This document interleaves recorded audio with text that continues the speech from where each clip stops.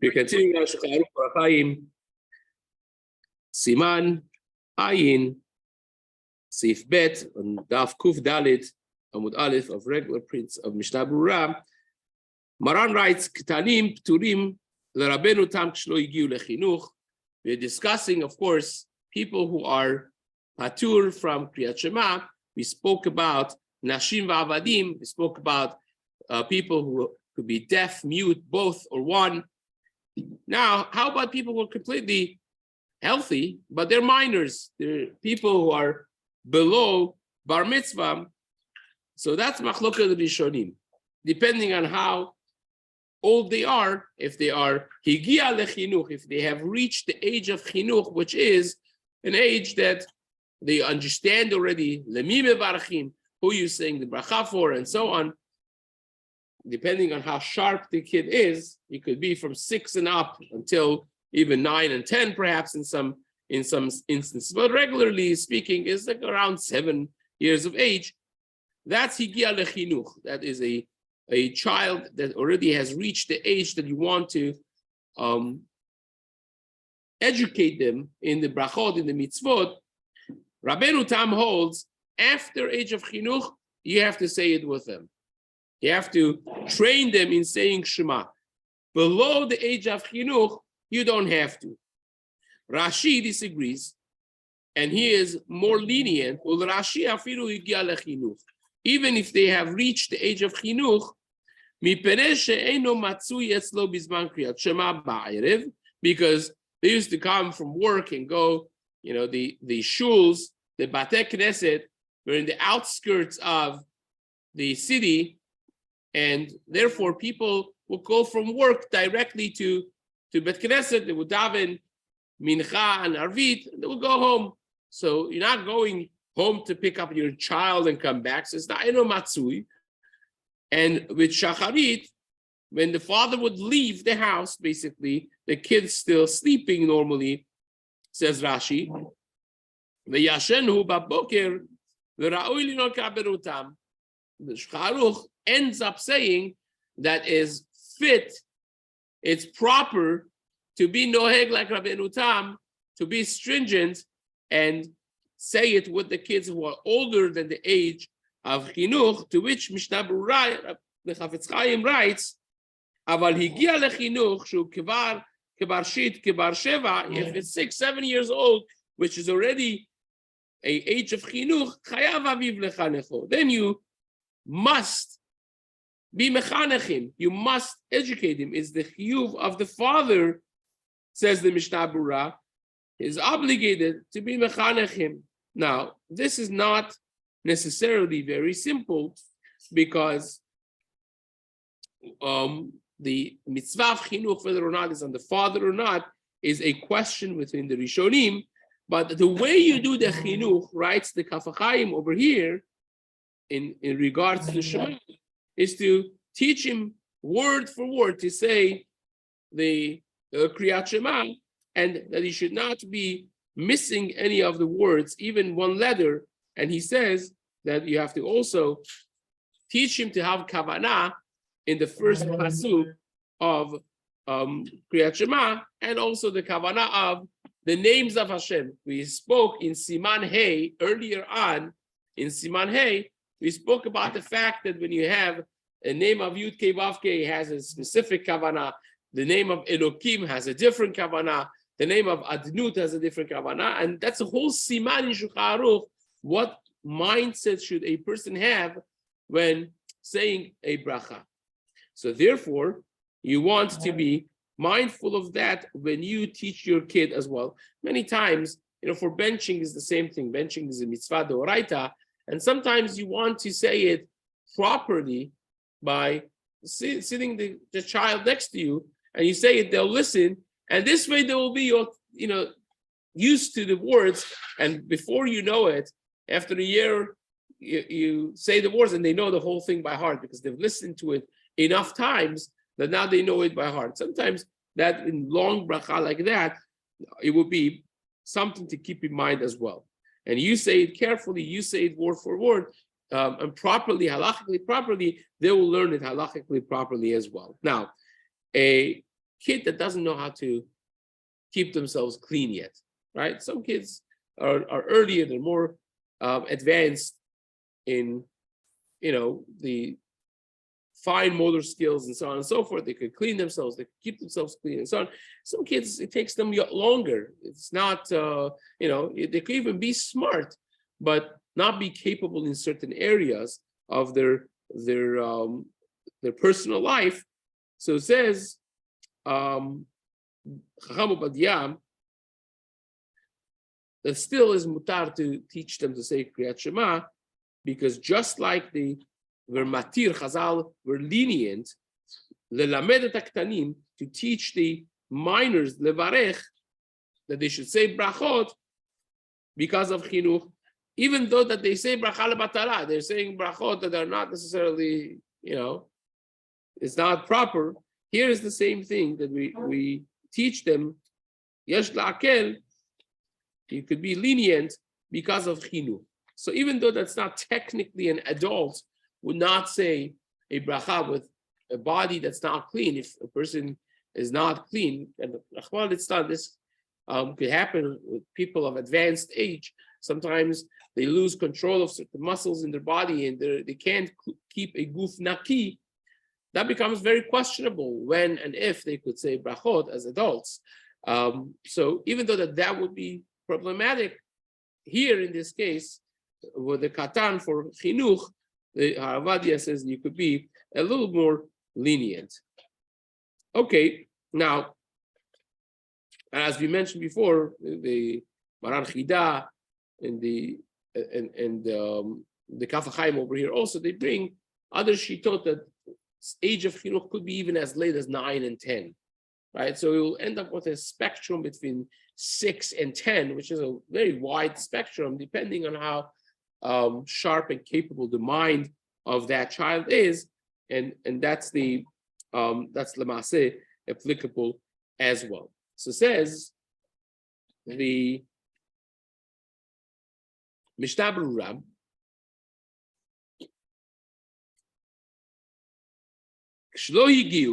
when they haven't reached the age of chinuch,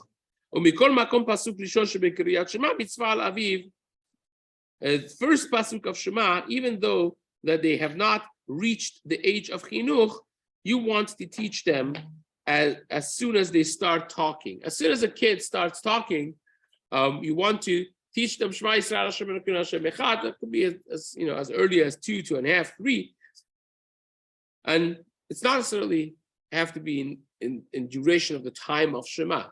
So you go to sleep, you say Shema. You wake up in the morning, they say Shema. Whenever they can, but this is the kedusha that he brings to the child is something important. Now, the Ben Ish Chai writes, what's the reason to teach the first? They're not chaya b'mitzvot, they're not even chinuch, they're little babies. Why do you have to do it? So Ben Ish Chai says the simple answer is this way you are training the kid from when they're capable of talking. This way when they get to chinuch, they already have kind of like a head start. They don't have to start from the scratch. Now, aside from all the, Kabbalistic and holy levels of kedusha and so on and so forth that you have to do niflat yadayim for them when they're small, and the Mishnah says, ashrei yolato, even when a person is in the womb of the mother, they are impacted by the kedusha of the mother, by the kedusha of what goes around them. Even if the mother is in Bet Midrash and voice of Torah is heard and so on, that impacts a child even from a tender age. So of course, we have many more levels of depth in this, but that's what the Ben Ish Chai says based on simple understanding. Maran writes in Seif Gimel, "Hakones et habtula patur mikriyat shema shlosha yamim." A person that gets married, first time for her to get married, betula, then he's patur from Kriyat Shema for the first 3 days. If they have not consummated the marriage, because the mind is not clear, the mind is busy with tirdat mitzvah, of consummation of the marriage. Therefore, there would be patur, says Maran. That's only in the time of the Rishonim. Even 500 years ago, in the time of of Maran, and this really starts from earlier sources than Maran even, in the time of the Rishonim already. Nowadays, that even the rest of people don't necessarily have proper kavanah, because what's the reason you give him a p'tur? Say, well, usually you say Shema with kavanah. Now your mind is busy with the mitzvah. You can't say with kavanah, patur. But that indicates that all the other times you say it with kavanah. But if, anyways, we have been very challenged in recent generations with having kavanah altogether, so if other times also you don't have so much kavanah, so you may as well say the Shema even within the first several days of marriage. Gamma koneset betula kore. Therefore, the halacha would be that even a person that gets married would read Shema. The Ramah writes, take a look at Siman Tzaditet for the halachot of someone that is a shikor. What's a shikor? Drunk. Now, what is considered drunk? What's considered drunk? Many would tell you, based on the Gemara, that the person that ingests a revi'it of wine already is considered a shikor. A shatun, not shikor maybe, but a shatun. Right? A revi'it of wine has enough alcohol in it that you would be a shatun, it would not be fit for davening. A shikor is a little bit of a higher level of intoxication, and it has to be differentiated as we're going to discuss it when we get there, which of course this whole sugya poses a very large question to people who before Shabbat, either for Friday night or Shabbat, or in the morning before Kriyat Torah or for Musaf, they would ingest some alcoholic beverages, would pose a serious question on their ability to be able to daven afterwards, whether or not it's mutar for them to daven, aside from the regular question of eating and drinking before davening musaf, which is a Gemara in Brachot and so on, which is again not for now. This is a topic that we're going to heavily discuss later on in Siman Tzaditet, and further in Shabbat in Siman Resh Peivav. So that's something that we will be, Be'ezrat Hashem, discussing then. Yeah, it will be the same thing. You want to daven before you become intoxicated, even on Purim. That's correct. Whatever the halacha is in regards to intoxication and davening would apply on Purim as well. Even though that there, perhaps there's a mitzvah to certainly a mitzvah to drink, perhaps even a mitzvah to be intoxicated, but that has to be within the parameters of halacha. So therefore, you always have an early mincha on Purim, right? You pay attention, you see the mincha is always early in Purim before people start their official seudah, and those who al pi Kabbalah, they have their seudah early morning. They will usually, first of all, there's enough time until time of mincha that it already has gone out of their system, or usually they go to sleep afterwards, and sleep really halachically takes that element off already from the person, so therefore it will be mutar. Nevertheless, writes the Mishna Berurah that the tirdav, the mitzvah over here, the betula is because the mind is not focused on Kriyat Shema, and if a person has already been mekayem the mitzvah of Priya v'Rivya, so therefore he's getting married in a second marriage, but he's not being mekayem the mitzvah of Priya v'Rivya. In that case, it's only midrabanan mitzvah of al tanach yadecha va'erev al tanach yadecha. In that case, says Chacham Obadiah, he is still technically would be patur from the mitzvah of Kriyat Shema, because even ha'osek b'mitzvah darabanan will be patur b'mitzvah d'oraita. So that's again esoteric. It's not really. It's a hypothetical halakha, because again we mentioned that nowadays we do say it anyways, but Chavadia says this, that you have to be osek b'mitzvah patur min mitzvah. It's only it's not only by when the mitzvah priya v'rivya is the oraita, but even if it's the rabbanan, there's a mitzvah of ba'erev al tanach yadecha. Even if a person has been mekayem priya v'rivya, he still has a rabbinic mitzvah to have more children. We call it the mitzvah of al tanach. That's a rabbinic mitzvah. How about this? Is even that would be ground and reason for letting him off the hook from Shema in the times that Chatan would be patur from Kriyat Shema. And nowadays we mentioned that the person does say Shema, and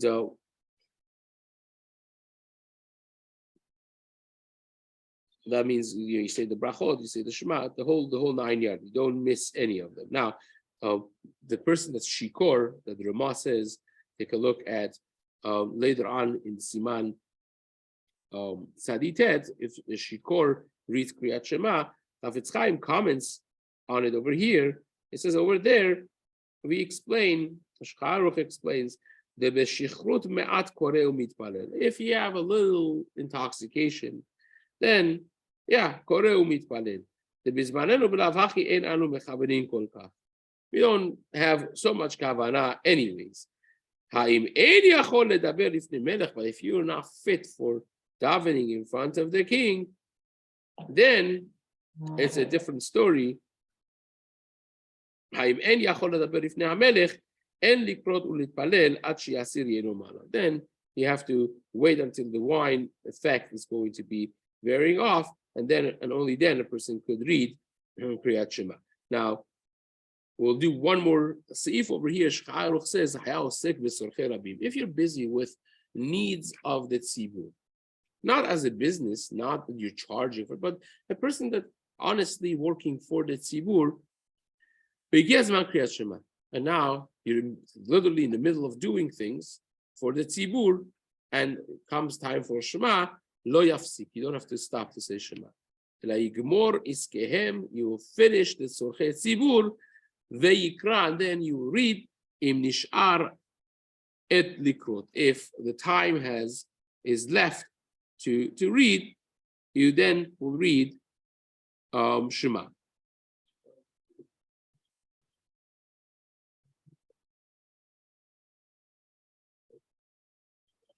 Well, if he's shikor to the level that he should not be doing that mitzvah, then he can't do it. Whatever the halacha would be in that case, depending on the scenario of how it happened. Really. So it says the Mishna Berurah over here. You're the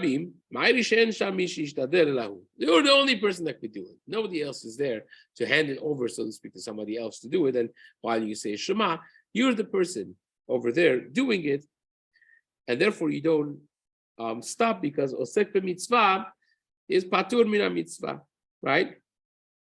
Now, a person that is this is a psak from Rabbi Shlomo Yisraeli. So someone that is osek b'sorchei rabim in a way that he's trying to take the kids out of the public schools and take them to Jewish school, kiruv rechokim, of in a serious way.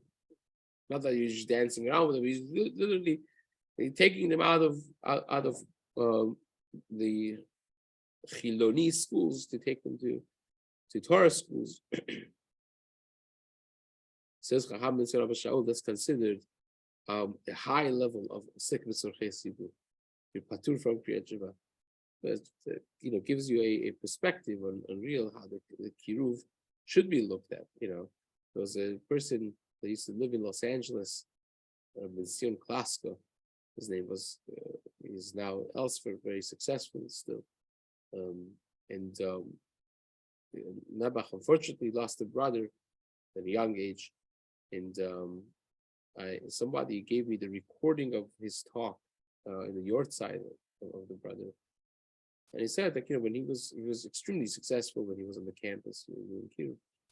And he said when he looks at a person walking on the campus, he literally imagines and sees a yid being taken in the trains to the gas chamber, and he gets one shot at it. Maybe you could get him off the train, because they're going towards assimilation. If you could get them, you get them. If you, or the Tzion's case, if they have chinuch torani, then you got them. If not, they're going towards assimilation.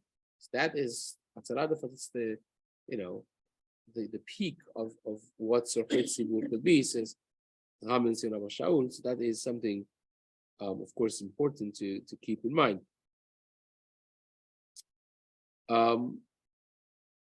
Okay, the Gedarim of what's considered Sorchet Tzibur, or the early Sephardi poskim, the Maharashtam, others, they discuss about Takanot Tzibur and being busy with those, which is a bit beyond what we want to cover over here now. But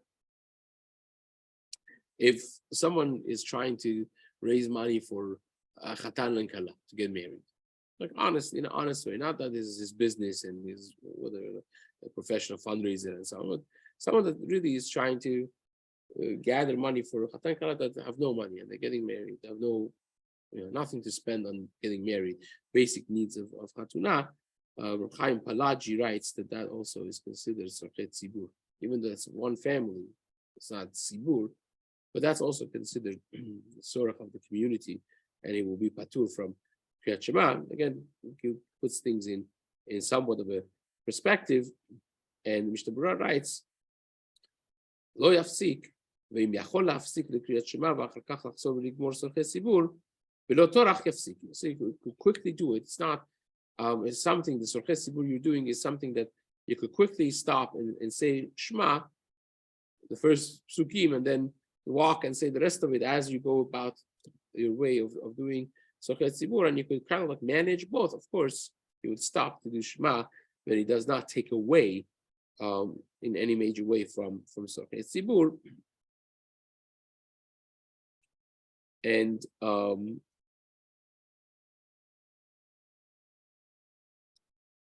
I'm skipping a little bit. In the next one, it says, It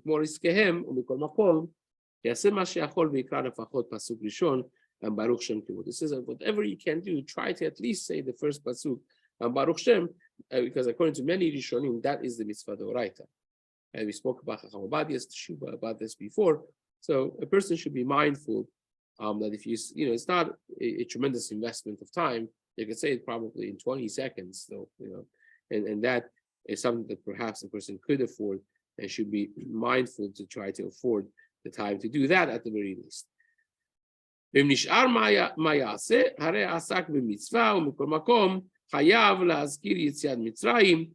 you have time, and then you say it after the mitzvah is done. If you don't have time, so what do you want? You're osek b'mitzvah, patur min mitzvah.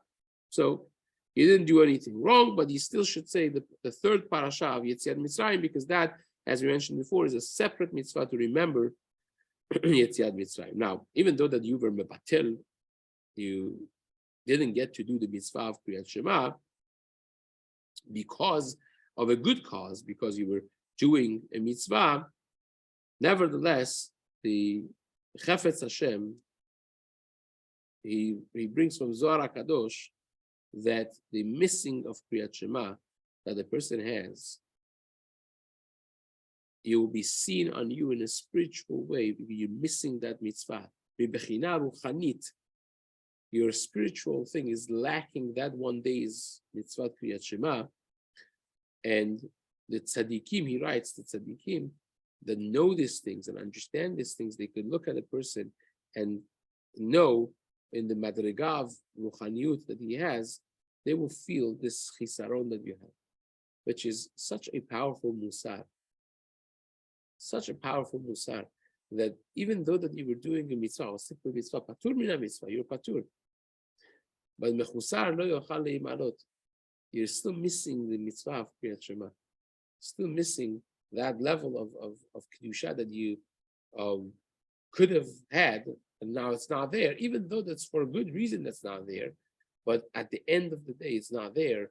And that's something powerful for the times that we can say Shema, for a person to be mindful to say it in the best way, in the best time, with the best kavanah that they can, because he actually does something to a person's level of spirituality. B'ezrat Hashem will be continuing this in the days to come.